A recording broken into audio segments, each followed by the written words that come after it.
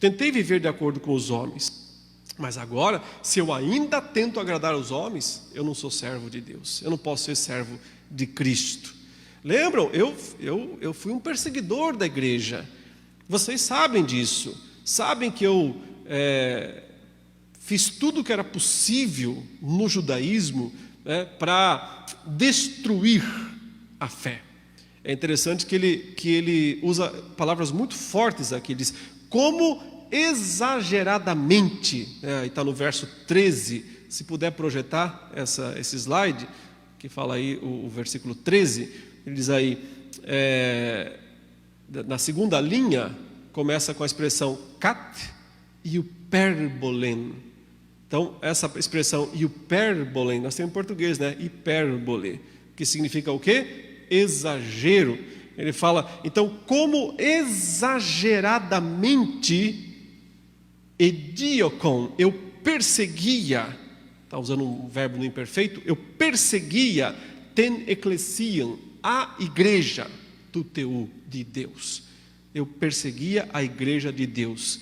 E, tem um caía, aí vem uma expressão muito forte, eportum, e a destruía. Também no imperfeito, quer dizer, algo que ele fazia continuamente no passado. Eu a destruía. Era isso que eu fazia. Mas, eu fazia isso tentando, a ideia está explicando, eu fazia isso porque eu queria aparecer. Eu queria ser mais importante do que os outros. Eu queria ser reconhecido como um religioso mais praticante do que os outros.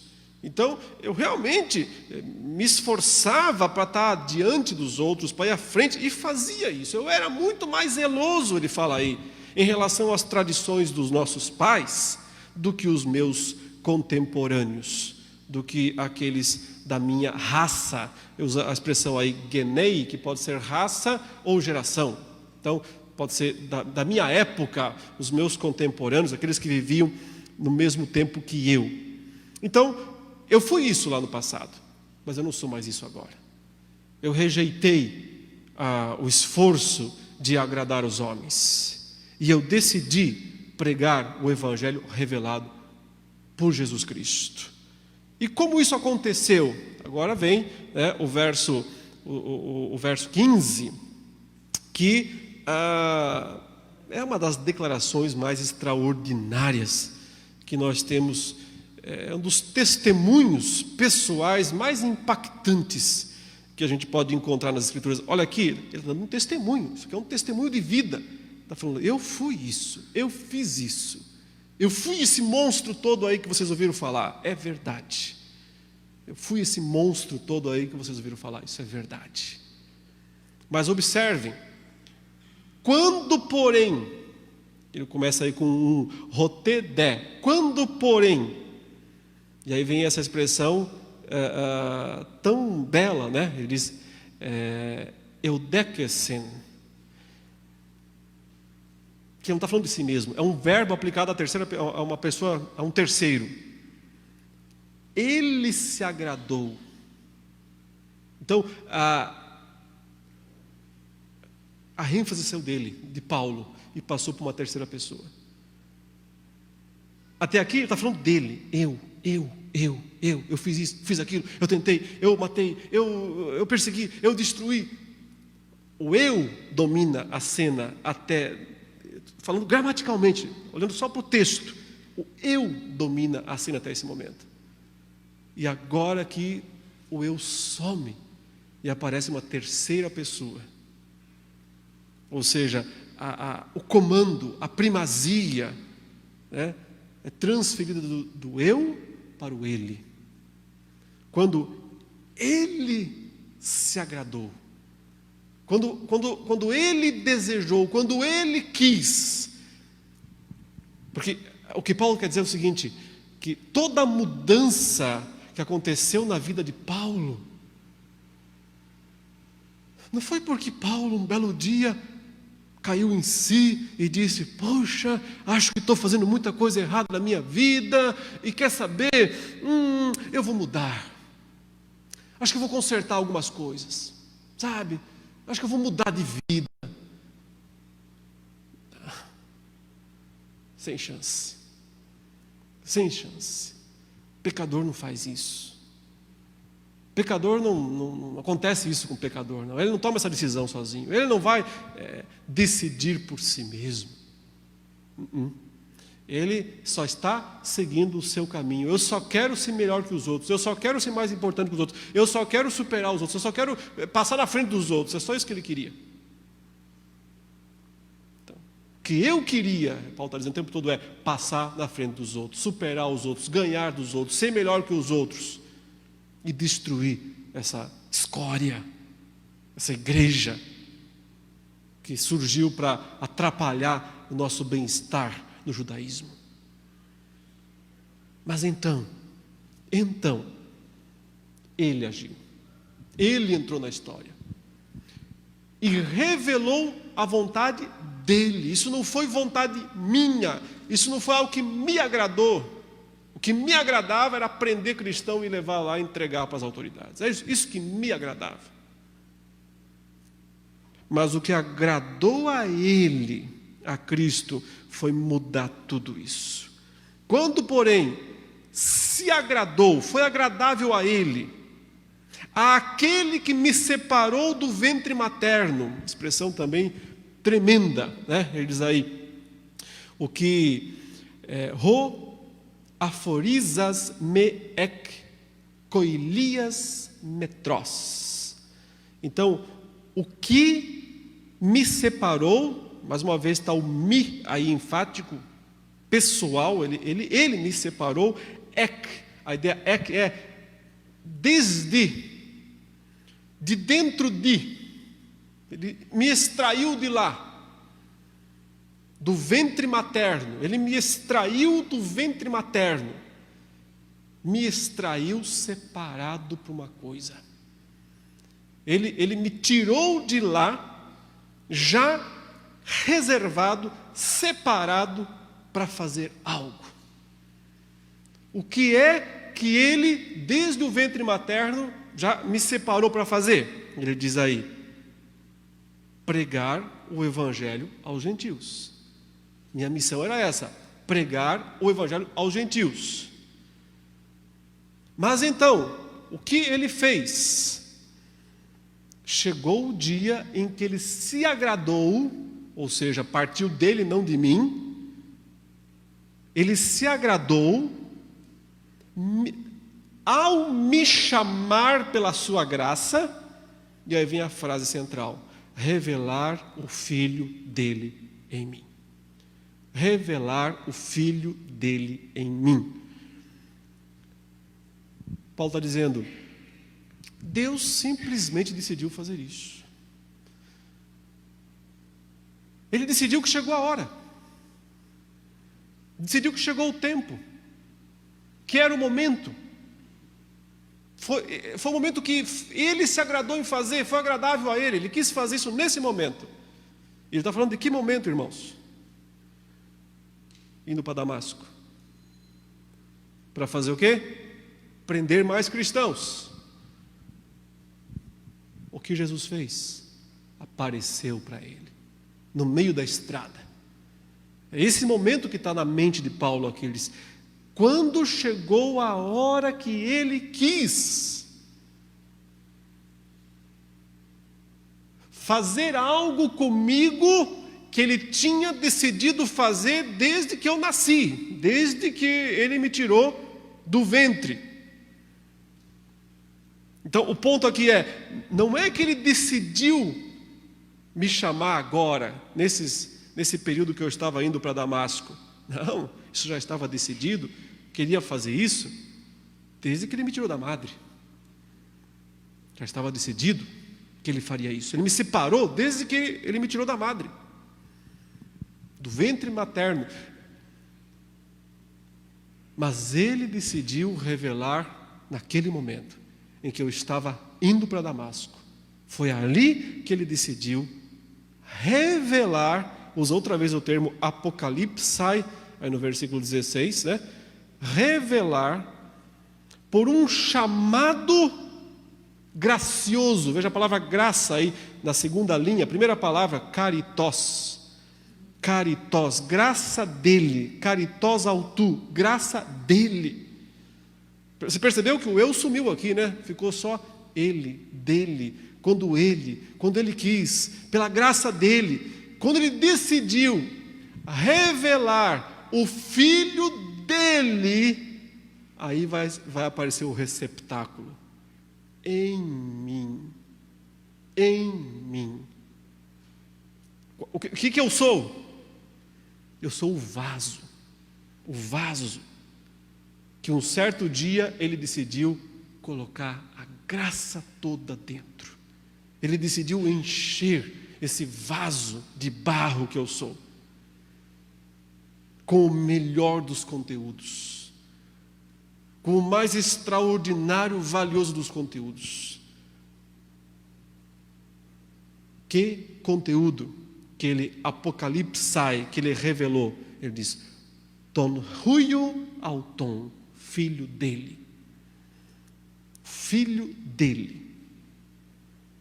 que é Jesus. Então Paulo está dizendo, Deus decidiu lá na estrada de Damasco. Não, ele decidiu desde que eu nasci, mas lá na estrada de Damasco ele cumpriu isso, porque foi a hora que ele disse: é agora que eu quero. E lembra que quando Jesus aparece para Paulo, ele diz algo nesse sentido? Ele diz: mas agora eu quero que você seja um instrumento meu entre os gentios. Eu quero que você seja alguém que vai sofrer por mim. Até agora você fez outros sofrerem por mim, mas agora você vai ver o quanto importa você sofrer por mim. Esse é o momento em que Deus está revelando Cristo em Paulo. É muito forte isso, né? Porque não está falando revelou Cristo para mim. Seria diferente se ele dissesse: e então ele revelou Cristo para mim. Manteria uma certa distância. Cristo está lá, eu estou aqui, ele está falando comigo, tá, beleza. Não, ele falou: em mim.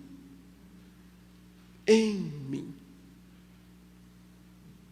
Eu sou o vaso que precisa carregar esse conteúdo tremendo e maravilhoso que é o Filho dele. Aí vem o propósito que já estava decidido desde o ventre materno. Qual é o propósito? Para que eu evangelizasse, outra vez, né, pregasse o evangelho dele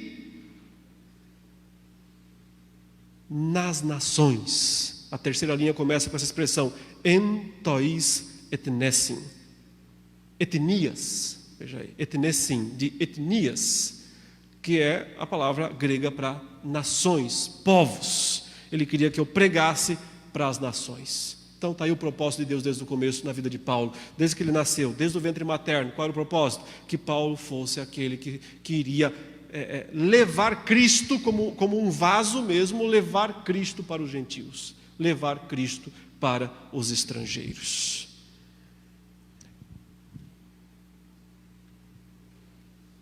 Então, vamos ler a frase inteira para fazer sentido. Quando, porém, se agradou o que me separou do ventre materno, tendo me chamado através da graça, revelar o Filho dele em mim, para que eu o evangelizasse entre as nações. Agora vai contar a história.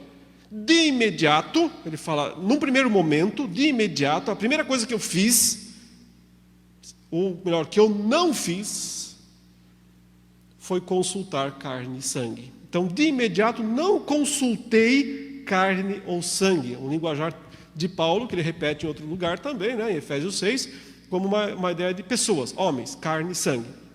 Ele usa aí a expressão sarki kai aimati.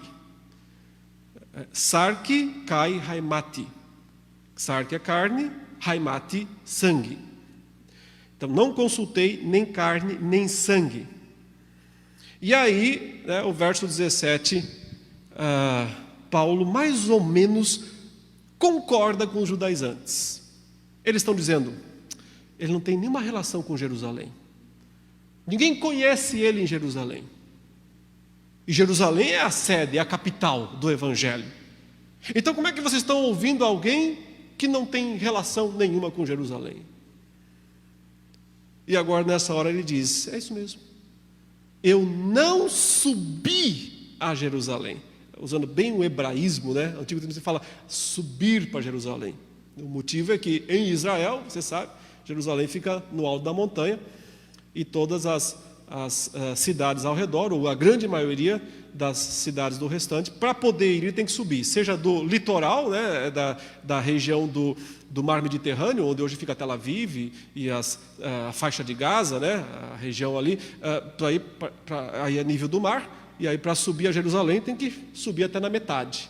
E o outro lado tem uma outra descida, uma outra depressão, que vai justamente na maior depressão da terra, né? Que vai descer até o Mar Morto, lá seus 300 metros abaixo do nível do mar. Então, do Jordão para Jerusalém tem que subir. Da Galileia para Jerusalém tem que subir.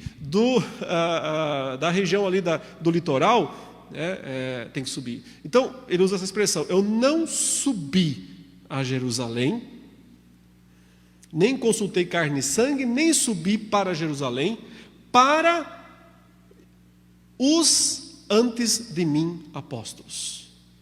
Não usa verbo aqui nessa frase, mas dá para entender bem o sentido. Para os antes de mim apóstolos, para os apóstolos antes de mim, os apóstolos anteriores a mim. Quem? Obviamente, né? Os apóstolos lá de Jerusalém. O que eu fiz? Ele disse, mas viajei, fui embora, para longe, para a Arábia. Isso aqui é importante, muito, muito, muito importante. Passa batido muitas vezes, mas é muito importante. Fui para a Arábia. E depois, a ideia é, novamente retornei para Damasco. Essa Arábia não é a Arábia Saudita, não é os países árabes. Essa expressão Arábia aqui é aplicada ao sul de Israel, a região sul de Israel, onde ficava o Monte Sinai. Provavelmente ele foi para o Monte Sinai, para o deserto ao sul de Israel, muito ao sul de Jerusalém, para o lugar onde tudo começou, onde Moisés recebeu as tábuas da lei, os 10 mandamentos, onde lá Elias voltou mais tarde para se reconstruir, né, emocionalmente, fisicamente, teve uma revelação nova de Deus lá, o lugar onde tudo começou. E é muito interessante pensar, né, que o grande zeloso da lei, o grande homem zeloso pela lei, que está perseguindo crentes, punindo-os porque eles estão quebrando a lei no entendimento dele, tem esse encontro com Jesus, é prostrado diante de Jesus, se torna um discípulo, mas vai para a Arábia. E é lá, na verdade, o que ele está querendo explicar foi ali que Deus me revelou o Evangelho.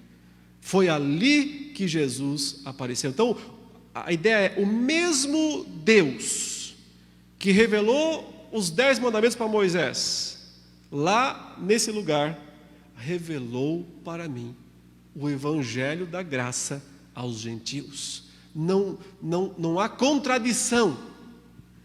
Não há contradição entre essas coisas. Não há contradição entre o Antigo e o Novo Testamento.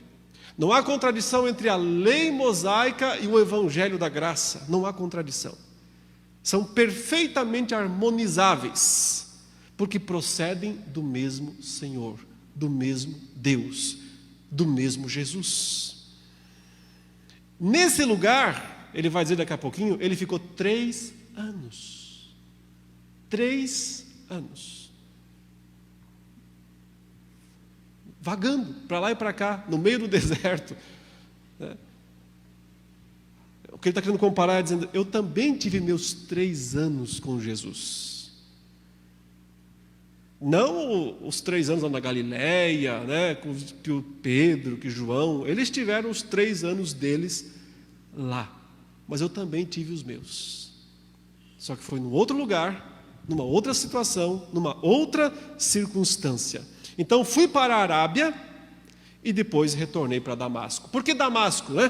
Porque ele tinha ido para Damasco para perseguir cristãos, mas não conseguiu chegar lá porque o Senhor apareceu. Daí ele foi para Damasco e lá ele foi batizado.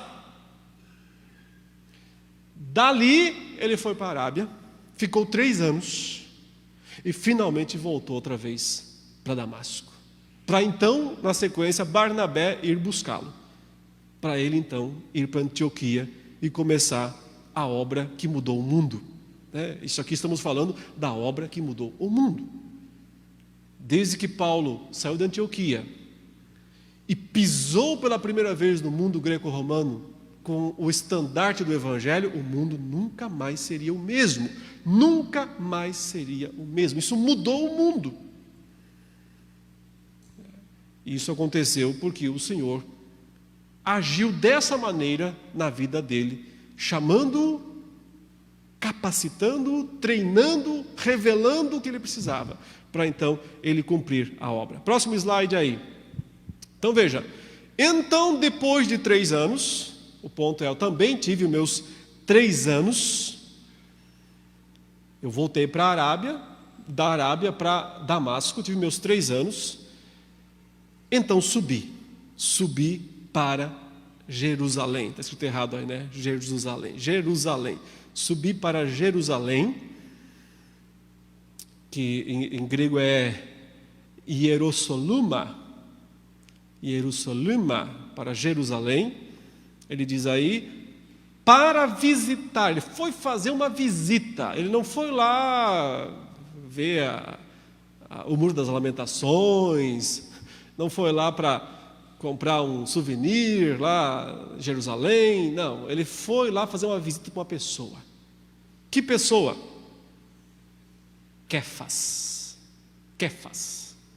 que é o nome grego de Pedro, o nome hebraico transliterado para o grego, né?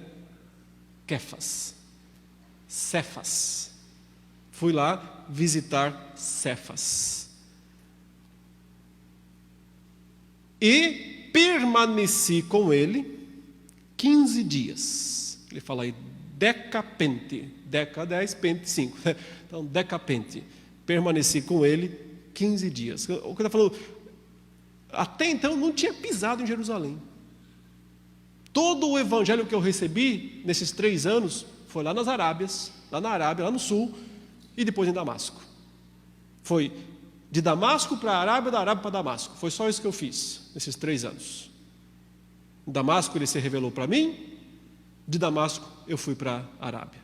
Da Arábia voltei para Damasco. De Damasco fui para Jerusalém. Foi esse zigue-zague aí que eu fiz durante todo esse período.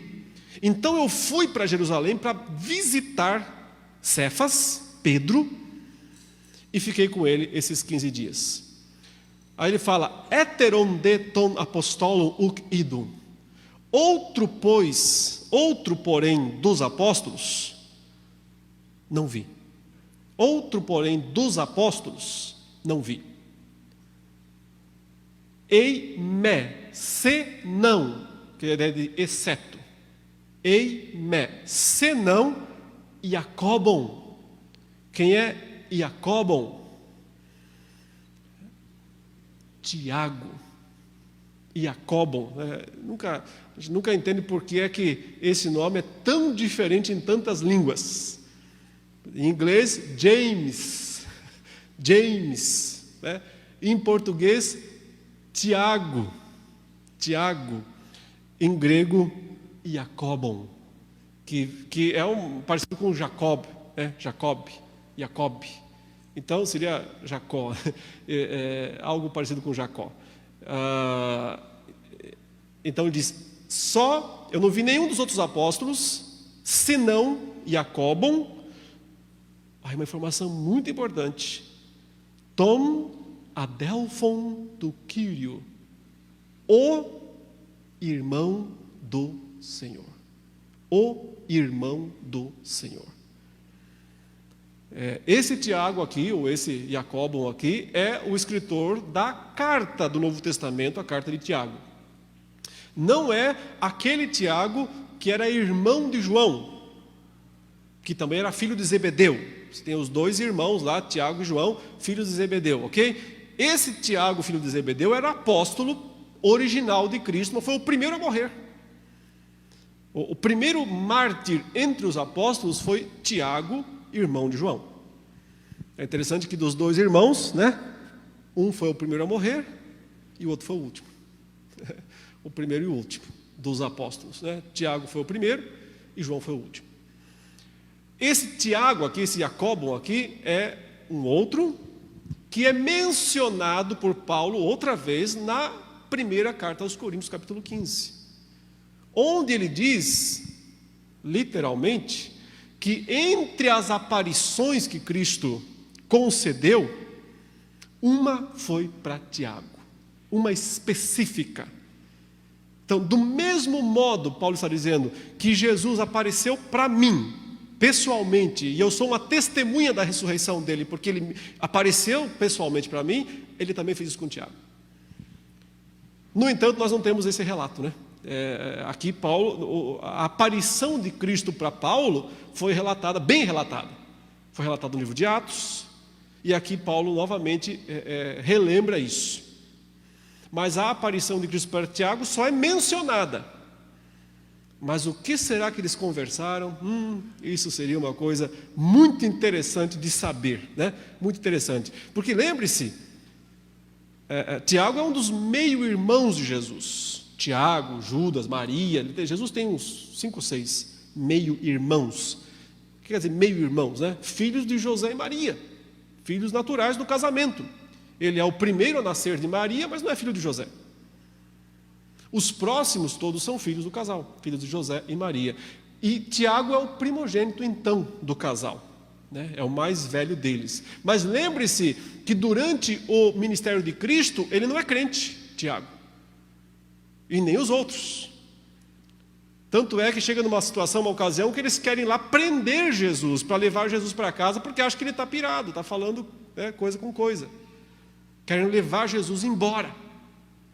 Porque nem os da sua casa criam nele, o evangelista diz. Então, o que quer que aconteceu com Tiago é muito semelhante com o que aconteceu com Paulo. Você tem um incrédulo ali. Como Paulo é um incrédulo indo para Damasco. Mas o Senhor aprovou, agradou ao Senhor fazer isso. Não partiu de Paulo, partiu do Senhor. O Senhor quis, apareceu para ele, ponto final.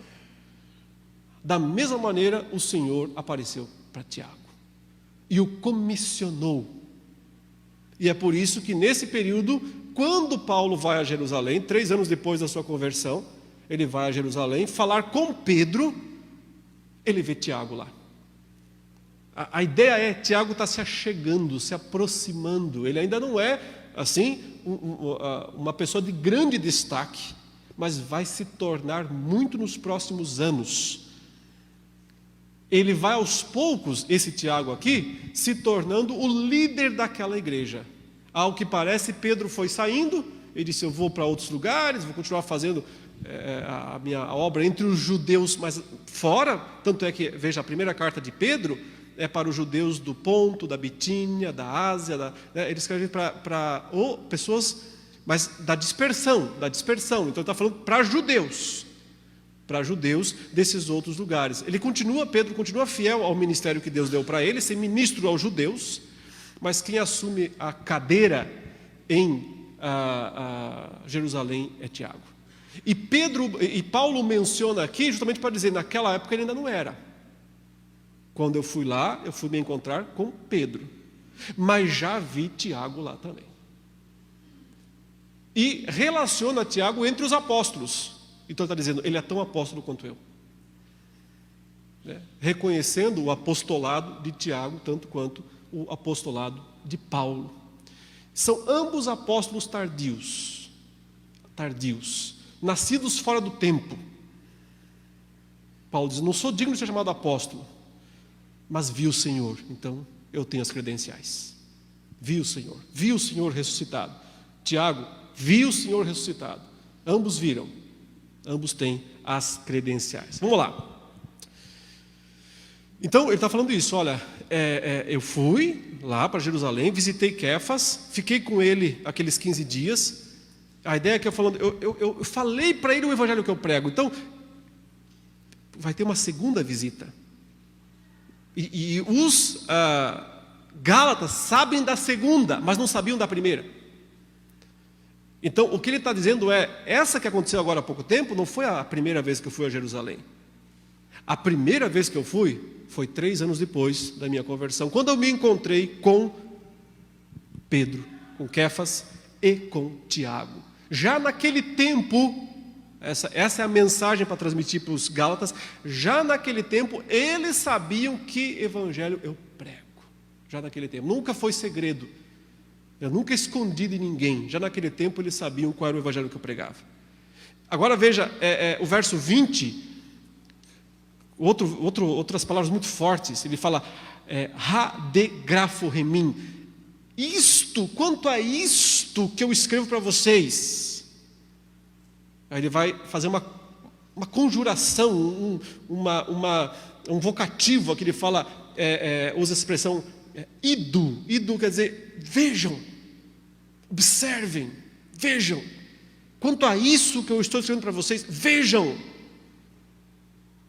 É diante de Deus que eu não minto. Não é mentira porque é diante de Deus. Eu estou falando isso diante de Deus. Então, acreditem, foi exatamente o que aconteceu.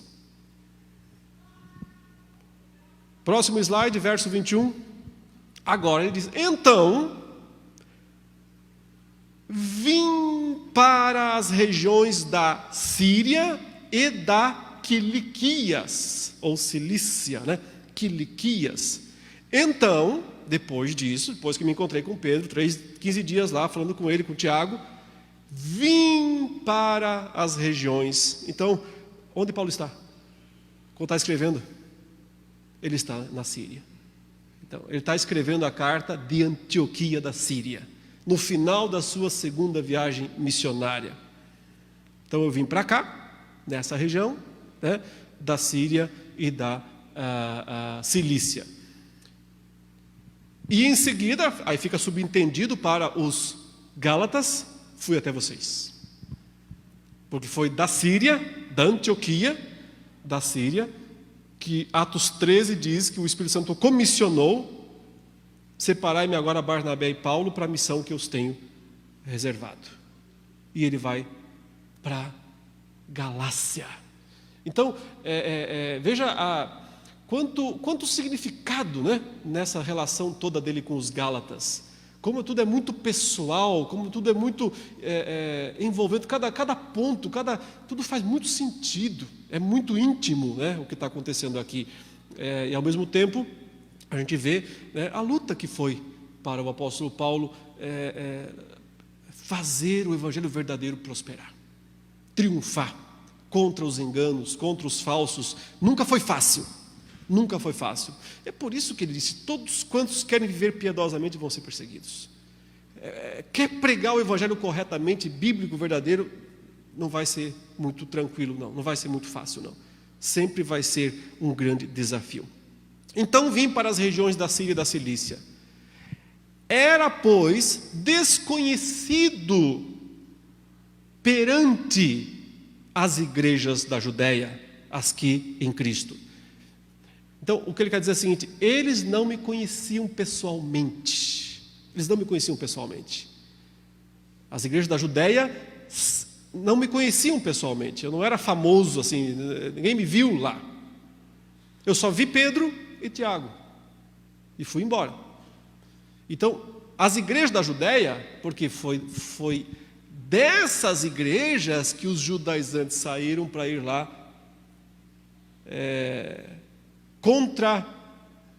reformar a pregação de Paulo. Então, eles me conheciam de ouvir falar, mas eles nenhum deles tinha me visto pessoalmente. Verso 23, somente ouviam isto. Então agora ele vai fazer uma espécie de uma citação. Somente ouviam isto. O que eles ouviam? Rodiocon rimas, o perseguidor nosso, então o nosso perseguidor, pote, que é antes, então o nosso perseguidor de antes, e aí o próximo advérbio faz o que só em grego dá para fazer, né? Você coloca um advérbio em cima do outro. Ele diz, o nosso perseguidor de antes, agora, veja a mudança, né? Antes, agora. Antes, agora. O nosso perseguidor de antes, agora, prega o Evangelho. Prega o Evangelho da fé.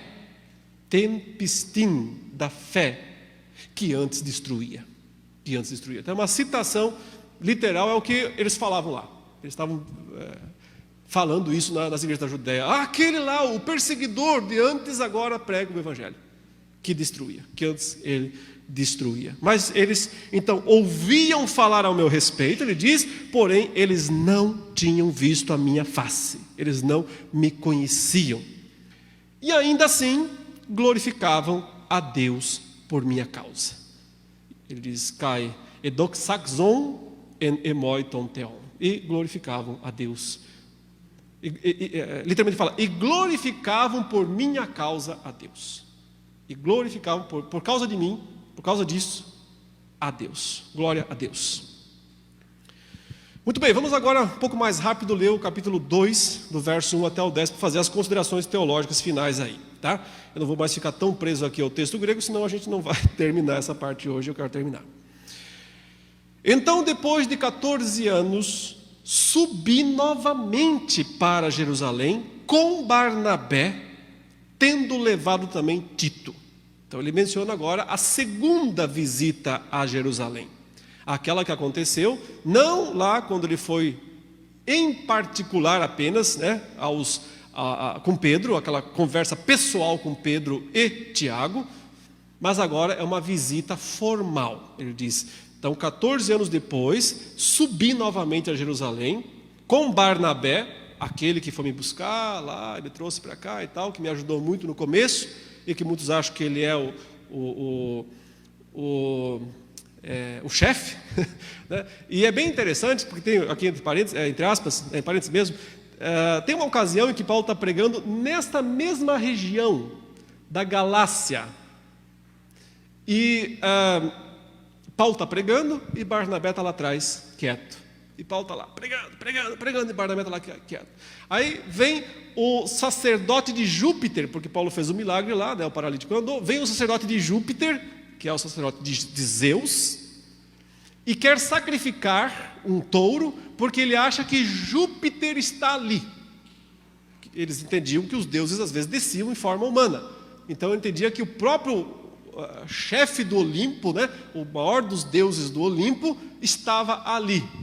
E adivinha quem que eles achavam que era Júpiter? O Barnabé. E não o Paulo. Por quê? Porque na mitologia grega, quem fala é menos importante. Importante é quem fica quieto lá atrás. Então, eles chamavam Paulo de Hermes, porque Hermes era o deus da comunicação, Hermes era o relações públicas do Olimpo, né? Hermes era aquele, como é que fala? O porta-voz lá da presidência, que vai falar. Então, Paulo chamavam de Hermes e Barnabé chamavam de Zeus, ou Júpiter. Zeus é o termo grego, Júpiter é o termo latino. Então, aí tá, né, quando o cara, por isso que a Bíblia fala também, né, que quieto você passa por sábio, né? Então, quanto mais em silêncio, mais sábio você pode parecer às vezes. Enfim, o Barnabé era uma sombra, de fato, muito grande sobre a vida de Paulo, mas uma sombra muito benéfica. Paulo, em momento algum, reclama disso. No entanto, Deus tinha uma missão muito maior para Paulo do que tinha para Barnabé. Isso é fato. Ele foi com Barnabé, foi com a comitiva toda, levou Tito também. Tito é aquele discípulo que ele escreve uma carta mais tarde, não é? Subi, ele repete a expressão aneben, verso 2, subi, a ideia eu fui mesmo lá para o alto, por causa de uma apocalipse, por causa de uma revelação. Então o ponto é, lá atrás foi uma revelação divina que me deu a conhecer o Evangelho. Mas 14 anos depois, foi uma revelação divina que me fez entender que eu tinha que ir para Jerusalém. Ele está falando de que momento aqui? De Atos 15, do concílio de Jerusalém. O momento em que eles foram lá, se reuniram em Jerusalém para discutir circuncisão. Para discutir se circuncisão devia ou não ser adotada pelos gentios, pelos estrangeiros. Foi nesse momento, ele está relatando essa situação. 14 anos depois, subi novamente para Jerusalém, então agora é uma subida formal, ele vai para um encontro formal, para um concílio, onde todos os apóstolos e todos os anciãos do povo de Deus, né, dos cristãos, se reuniram. E Paulo vai com uma comitiva, Barnabé e Tito. Só que ele menciona Tito aqui por uma razão que ele vai daqui a pouquinho explicar. Mas primeiro ele diz, então eu subi por 2 motivos. Primeiro, porque Deus me deu uma revelação que eu devia ir lá. Segundo, para explicar a eles o Evangelho. A eles quem? A eles quem? Então não pode ser só Pedro e João ou Tiago. A eles quer dizer ao concílio.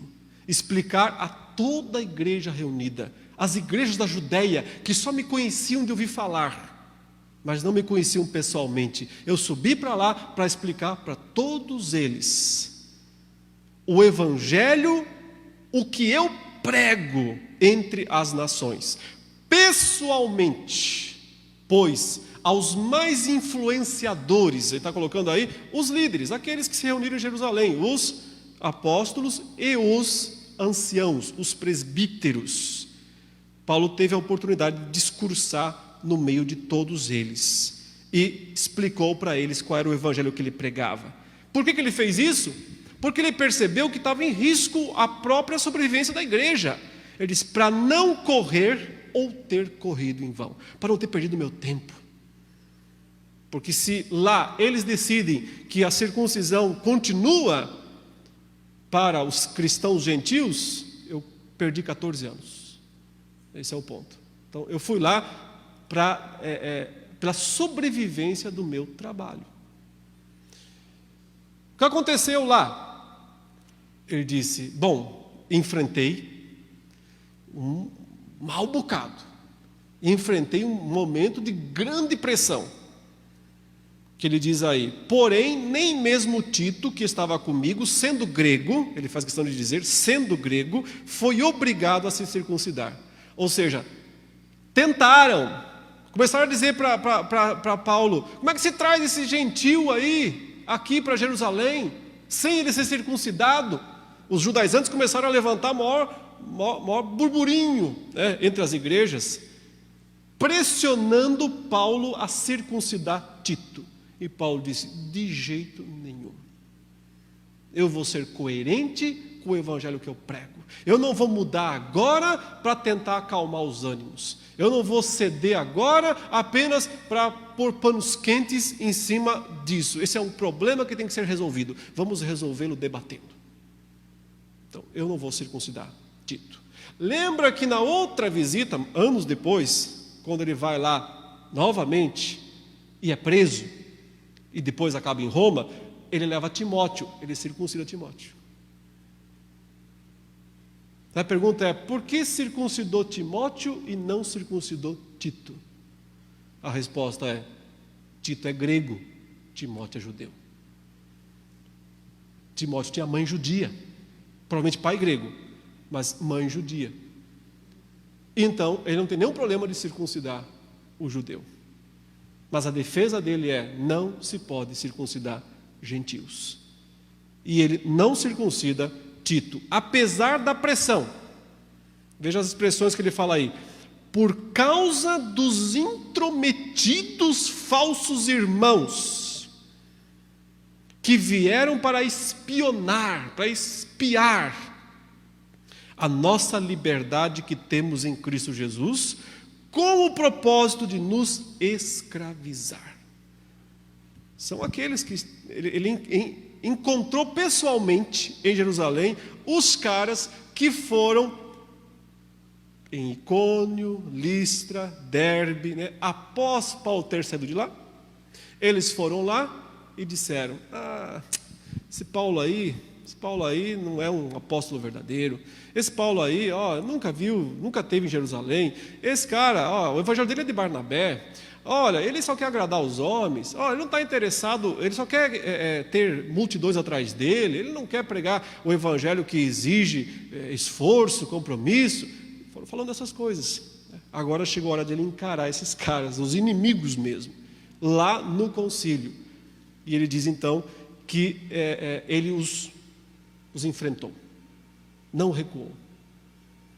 Eles estão na casa deles, esse é o ponto. Quem que é o estrangeiro aí nesse sentido, né? Paulo, ele que está entrando na casa deles, ele não é dali, mas ele chama eles de intrometidos. E por que eles são intrometidos? Porque eles foram lá nas cidades que eles nem conheciam, que não tinham nada que fazer lá. Eles é que foram lá, passar de cidade em cidade, para falar contra o que Paulo pregou. Esses intrometidos aí, que trabalhar não querem, né? Mas destruir o que os outros fazem, isso eles gostam. Que foram lá para espionar, esses espiões, ele usa a expressão, esses espiões aí, que foram lá para espionar o nosso modo de viver em Cristo, a nossa liberdade em Cristo, para nos acusar de que nós não vivemos o evangelho corretamente. O que Paulo diz? Eu encontrei esses caras, mas nem por uma hora aceitamos a submissão que eles queriam impor sobre nós. Nem por uma hora eu não aceitei em momento nenhum o que eles queriam impor, para que a verdade do evangelho permaneça em vocês. Então, fiz isso para que o evangelho permanecesse. Porém, agora ele retoma o que eu estava falando, dentre os que são mais influentes, e aí está Pedro, Tiago, João, principalmente, o que eram antes não faz diferença, a aparência do homem Deus não recebe. Então está falando, não me importa o que eles foram antes, estou falando o que eles são agora. Para mim, pois, os mais influentes nada acrescentaram. Então o ponto dele é, eu venci o concílio, eu venci o debate, a minha posição prevaleceu no concílio, porque no final, Tiago, Pedro, quando falaram em Atos 15, eles não contradizem Paulo, eles apoiam Paulo. Então o ponto de Paulo, ele está dizendo aqui, eles nada acrescentaram. Ao contrário, estes, tendo visto que me foi confiado o evangelho da incircuncisão, como a Pedro da circuncisão, pois o que capacitou Pedro para o evangelho da circuncisão me capacitou para as nações. Então aqui ele está dizendo, são duas funções diferentes. Deus deu a Pedro uma missão, Deus deu a Paulo outra missão. Mas é o mesmo Deus. Eu também tive meus 3 anos com Jesus. Ele também apareceu para mim. E finalmente ele diz, no concílio, lá em Atos 15, lá em Jerusalém, todo mundo entendeu isso, aceitou isso. Só vocês, gálatas, que ainda não, né? Essa é a ideia também. Só vocês que até agora ainda não caiu a ficha, né? Vocês ainda estão indo na laia aí, né? Dos judaizantes. Então ele diz, que pois o que capacitou Pedro para o evangelho da circuncisão, me capacitou para as nações, para os gentios, e conhecendo a graça que me foi dada, então quando eles tomaram conhecimento da graça que me foi dada, Jacobos e Kefas e Ioannes, os nomes gregos aí para Tiago, Pedro e João, Jacobos, Kefas e Ioannes, os que aparentavam colunas ser. Então ele diz, o que me pareceram os mais importantes mesmo, que aparentavam colunas ser. Destras deram a mim e a Barnabé de comunhão. Então, deram a destra de comunhão para mim e para Barnabé. Para que nós, para as nações, e eles para a circuncisão. Ficou claro então quem ia fazer o quê, de quem era o trabalho de quem. Qual foi a única recomendação que ele recebeu? Paulo diz, somente que os pobres fossem lembrados. Foi a única coisa que eles me disseram, que eu me lembrasse dos pobres, o que zelosamente eu fiz.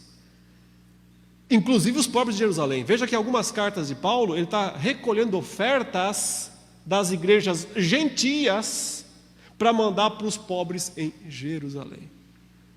É o que ele está pedindo para os filipenses fazerem, os filipenses já fizeram, aliás, é o que ele está pedindo para os coríntios realizarem.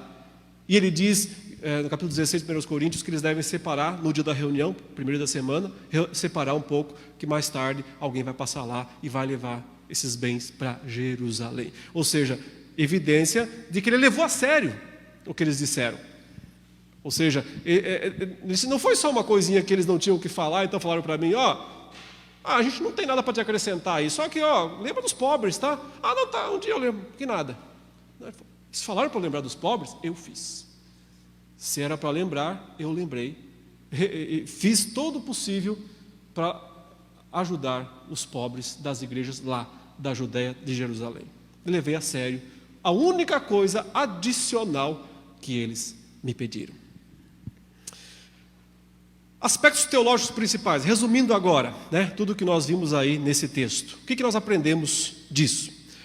A gente aprendeu então que Paulo não recebeu o evangelho de Barnabé, mas também não foi dos apóstolos em Jerusalém. Esse é o primeiro aspecto que fica muito claro. Então ele concorda em parte com os acusadores, que ele não tem mesmo ligação direta com Jerusalém. E o motivo é o propósito diferente do chamado de Jesus para ele. Ele não foi chamado para Jerusalém, mas para os gentios. Aprendemos também que o evangelho de Paulo não é para agradar os homens, como eles estão dizendo. Não é um evangelho fácil. Paulo lembra que ele jamais tentou agradar os homens, mas ele era zeloso e até matava por causa disso. Os únicos que ele queria agradar eram os líderes da nação dele. Mas ele foi zeloso em fazer o mal, pensando que fazia o bem. Então o Senhor se revelou a ele. Então o Senhor fez toda a diferença, apareceu e mostra que a prerrogativa da ação é sempre divina e não humana. Então o evangelho de Paulo não é de segunda mão, como eles estão dizendo. Embora ele seja um apóstolo de segunda mão, ele se reconhece, eu nasci fora de tempo, eu sou mesmo um apóstolo de segunda mão, mas eu vi o Senhor, então vocês têm que aceitar isso, eu sou uma testemunha ocular de Cristo. Então, embora eu seja um apóstolo de segunda mão, o evangelho que eu revelei não é de segunda mão, é de primeira mão. Deus revelou diretamente o evangelho a Paulo durante aqueles 3 anos em que ele ficou primeiramente na Arábia, Sinai, e depois em Damasco. Após esses 3 anos em que ele foi ensinado pelo Senhor, e é por isso que às vezes ele fala nas suas cartas, quanto a isso, digo eu, não o Senhor, ou o Senhor diz. Então ele está se lembrando das coisas que Jesus falou diretamente com ele. Quanto a isso, o Senhor diz tal coisa. Está relembrando os ensinamentos que Cristo deu a ele nesses 3 anos que apareceu para ele, enquanto ele estava lá no Sinai. Então, depois desses 3 anos, ele foi conversar com Pedro para explicar essas coisas para Pedro. Ou seja, seu evangelho não é diferente do de Pedro, pois veio do mesmo Jesus, a mesma fonte, em ocasiões diferentes, é verdade, embora algumas similares, 3 anos para cada. Em seguida, Paulo começa seu ministério, primeiramente na Síria, Antioquia, depois Cilícia e Galácia, pregando consistentemente a mensagem que Cristo deu e que ele explicou para Pedro. Todos ficaram sabendo disso em Jerusalém, mesmo sem o conhecer pessoalmente, sem conhecer o pregador. Mas a coisa complicou após isso, com a contrapregação dos judaizantes, que fazem toda aquela confusão que nós já vimos. Então Paulo vai outra vez a Jerusalém, 14 anos depois, para o concílio, para expor a todos o evangelho, para não correr o risco de perder todo o trabalho feito. Apesar da pressão sofrida em Jerusalém, também por ter levado Tito junto e não o ter circuncidado, Paulo aguentou firme e não aceitou a tentativa dos falsos irmãos de escravizar os gentios.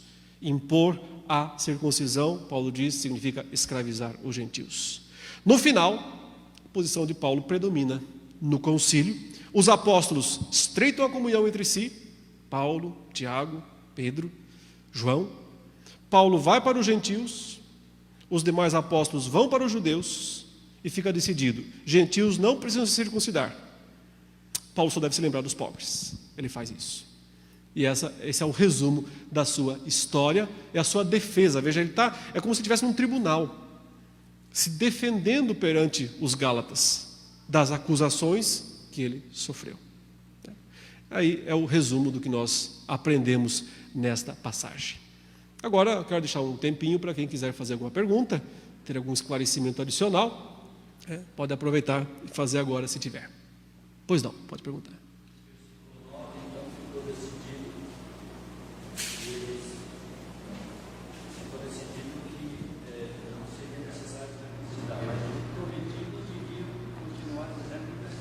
Exatamente, então pegou bem o ponto. Ficou decidido no concílio. A recomendação foi para as igrejas. Só que os intrometidos continuaram.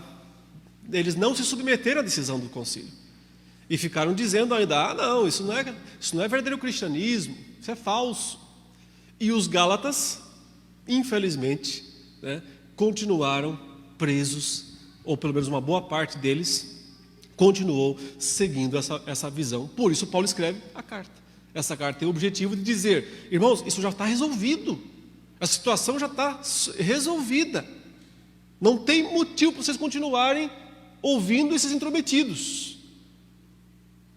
Então ele tenta corrigi-los com a carta, que é ao mesmo tempo dura e ao mesmo tempo pastoral. Pois não. Paulo conhece um homem que foi arrebatado para o paraíso há 14 anos atrás. É uma referência a esses 3 anos que nós falaram? É possível. É possível, mas é só uma conjectura. Uma coisa aconteceu há 14 anos. E ele menciona também aqui aos Gálatas esses 14 anos aí. E esses 14 anos aí seria desde o tempo da Arábia até o dia que ele foi a Jerusalém. Então, é possível que tenha acontecido aí essa trasladação, uma visão, ele recebeu lá, foi até o terceiro céu. Ele fala: se no corpo ou fora do corpo, não sei, Deus o sabe, mas vi coisas inefáveis, coisas que não é permitido ao homem descrever. E ele está falando como se fosse um homem em Cristo, porque ele não está dizendo que fui eu, mas é óbvio que foi ele. Não teria nenhum sentido citar outro, foi ele, mas ele não quis usar isso como uma maneira de se orgulhar. Mas talvez tenha sido isso, mas é só uma conjectura. Talvez tenha sido nesse período, mas é só uma conjectura. Pode ser em outro também. Certeza nós não temos.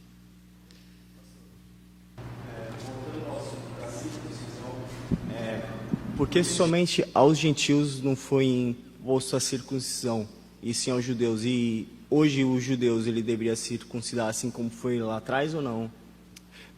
Então, me parece que a ideia é o seguinte: a circuncisão fica como opcional para os judeus. Ela é opcional para os judeus. Se o judeu cristão, falando judeu cristão, porque observe, Timóteo era um cristão e não era circuncidado, era um judeu cristão e não era circuncidado. Ele só foi circuncidado porque Paulo o levou para Jerusalém e não quis causar escândalo. Então ele o circuncida, Timóteo, lá em Jerusalém, na terceira viagem, na terceira ida dele para Jerusalém. Então, quer dizer, se até então Paulo não tinha insistido na circuncisão de Timóteo, é porque algo era necessário, mesmo para os judeus. No entanto, Paulo parece entender que, não faz diferença nenhuma. Então, para o judeu foi dada para ele mesmo, é um sinal que Deus deu. Se ele quer fazer, vai em frente, não há problema nenhum. Mas aos gentios ele recusa de forma terminante. Não pode. Por que não pode?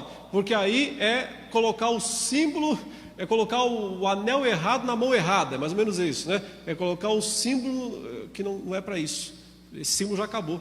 Nós temos um outro símbolo, o batismo é o símbolo da nova aliança, e ele é que os crentes devem se submeter e não a circuncisão.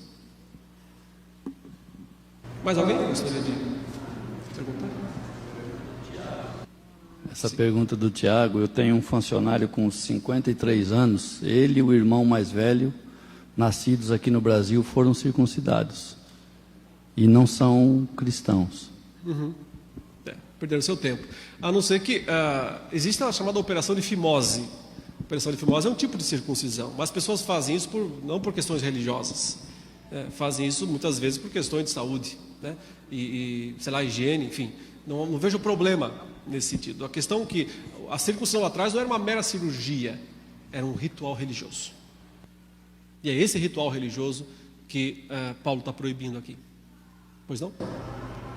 Mais uma pergunta lá e vamos encerrar. Mas hoje a gente vê algumas igrejas cristãs ainda insistindo muito nessa coisa do quase um culto às tradições judaicas, às festas. É errado? Terminantemente errado, né?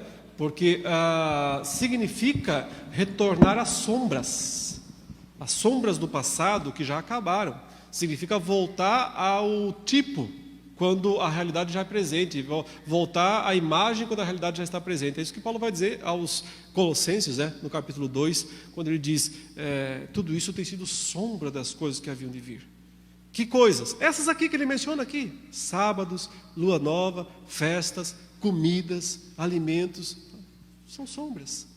Insistir nessas coisas depois de conhecer a Cristo é abandonar o perfeito pelo parcial, abandonar o completo pelo parcial, voltar ao parcial já tendo recebido o perfeito. Então, abandonar Cristo para voltar às sombras. O pessoal faz isso, traz todas essas parafernálias judaicas para dentro da igreja só para impressionar os crentes. Só para isso, é só para dar show, só espetáculo. Você fica, nossa, que impressionante, tocou o shofar, né? Vamos usar aqui o óleo. Essa aqui é a rosa de Saron. Esse aqui é o óleo de Monte das Oliveiras. Aqui está a água do Rio Jordão. Bebe a água do Mar Morto, então, se é um pouco mais salgado. Sabe? É só para causar frição, só para impressionar as pessoas, porque o brasileiro é extremamente místico. Ele confia em ritual, ele confia em amuleto, ele confia em tudo, ele é criado para isso, né? Cheio de santinho, cheio de coisas. Então, é por isso que as igrejas evangélicas apelam para essas coisas, sal grosso, não sei o que lá, rituais, porque sabe que psicologicamente causam um efeito na mente das pessoas, ok? Causa, de fato causa, mas é um efeito, biblicamente falando, contrário à graça de Deus. Nós somos chamados a viver pela fé, não por coisas que vemos e tocamos. Então, esse é o ponto. Sim. É um outro evangelho. Certamente. É um outro evangelho. Não é o evangelho aqui da Escritura. É um outro.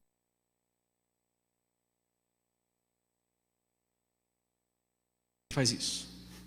Não sou eu. Paulo que diz. Vamos orar? Senhor, nós reconhecemos nossas limitações e deficiências, não somos melhores do que ninguém. E nem estamos aqui pretendendo dizer isso ou parecer isso. Somos tão pecadores quanto todos os outros homens. O que nós queremos é confiar na Tua graça somente. O que nós queremos é compreender a Tua palavra e viver aquilo que está escrito. Ajude-nos nesse sentido, capacite-nos, porque nós temos muitas limitações e precisamos da Tua graça de forma abundante em nossa vida. Muito obrigado, porque isso já é realidade. Temos tudo isso em Cristo Jesus. Nesse nome nós oramos. Amém.